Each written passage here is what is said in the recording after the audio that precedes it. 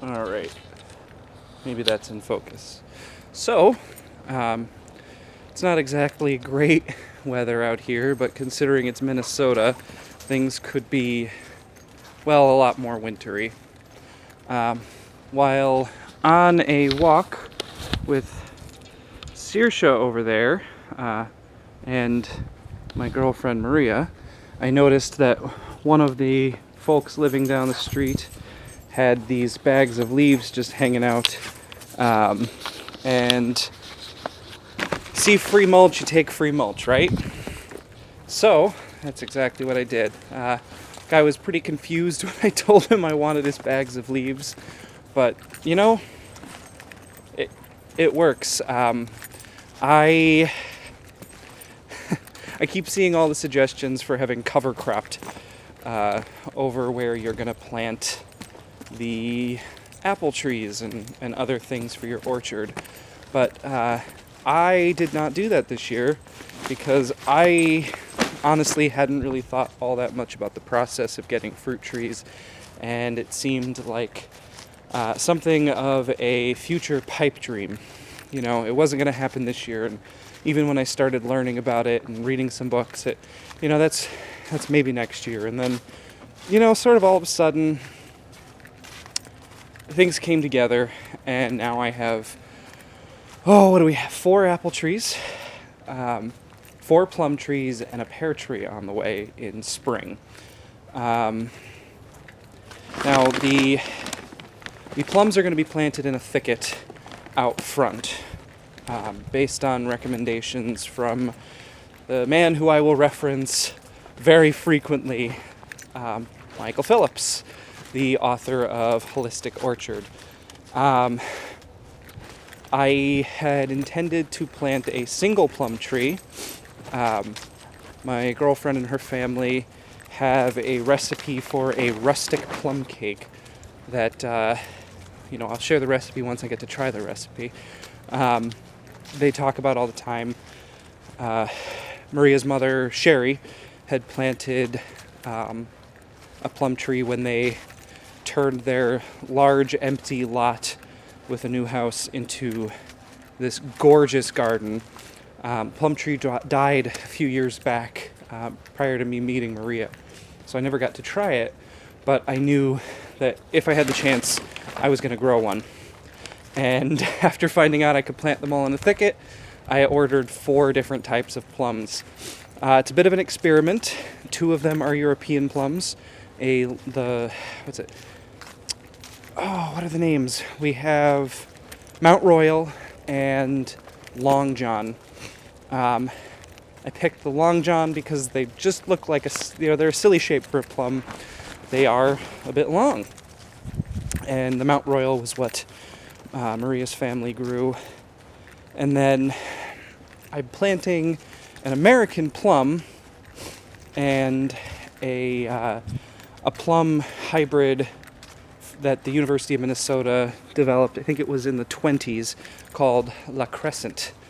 The American plum and the hybrid plum will not be pollinated by, nor will they pollinate the European. So I may be making a bit of a mistake here, putting them all in the thicket, but we'll see. At least the American plum should be a pollinator for the La Crescent. But the area out front is all set for them. I got a late load of mulch just before the snow started here from Chip Drop, which if you have, I would look into. You can get a free load of fresh wood mulch. You can also put down a little bit of money, which will speed up the process. It's organized by a company called, treestuff.com, which is a supplier for arborists. So they do a decent job setting everything up, tinder for timber beasts. And it's covered in snow, but this is all of the mulch that we got from it. It extends, out from there, however many feet down there. It will be I'll make it bigger next year. I wanted to make sure this was nice and deep, and it was getting cold when I started doing it, and I do not like the cold. So we've got that all set up. I don't have anything set to kill the grass for my apple trees. So, been thinking about the bags of leaves, finally decided to take some time and go get them. And yeah, that's really all this is about. If you find good mulch, take good mulch. Make sure you ask permission, but don't let organic matter go to waste. If you have leaves on your property, which this big tree gives aplenty, use them. I try and mow as little as possible. I found myself leaving all the patches of white clover that were starting and letting them get bigger. But once the leaves started dropping, I decided to, for the most part, mow them up.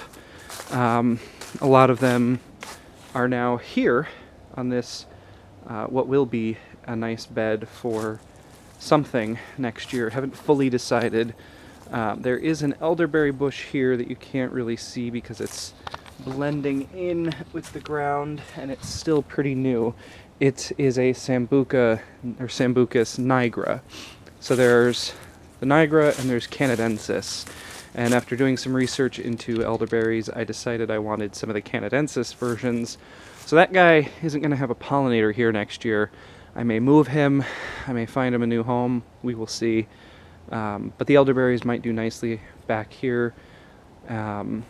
We have this sort of inferno strip in the morning that gets a lot of shade at night. Currently a hibiscus, some daisies, and some other things that got planted in last year. But I want to put some berries in. We'll see if this is a good spot for, we'll see. Gooseberries maybe, haskaps or honeyberries. Who knows? There's lots of planting left to do. But yeah, don't get rid of your leaves. If you can rake them up, I feel like that is best if there are any little insects already on their voyage to becoming hibernated for the winter. But if you mow them up, helps them break down faster and turn them into, available organic matter all the much sooner. That's about it. I am gonna probably chase the dog around a little bit, but I'm gonna lay out some of these leaves in the locations where our apple trees are going to go next year, and yeah. Let's see.